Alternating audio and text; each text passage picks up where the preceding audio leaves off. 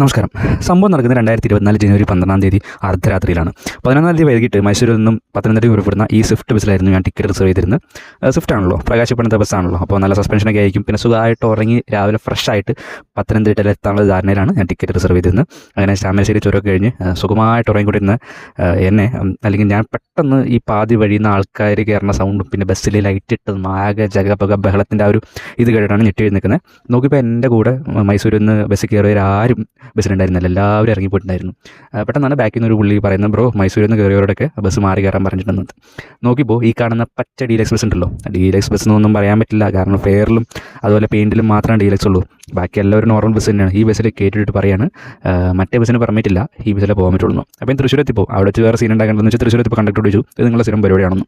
അപ്പോൾ പുള്ളി പറഞ്ഞു മറ്റേ ബസ്സിന് പെർമിറ്റില്ലാത്തതുകൊണ്ടാണ്, നിങ്ങൾക്ക് വേണമെങ്കിൽ പരാതി എന്തെങ്കിലും ഉണ്ടെങ്കിൽ ഡിപ്പോയിൽ അറിയിക്കാം. അപ്പോൾ ഞാൻ പറഞ്ഞു ആരോട് പരാതി പറയാം, ആ ഡിപ്പോയിലെ ആൾക്കാർ തന്നെയാണ്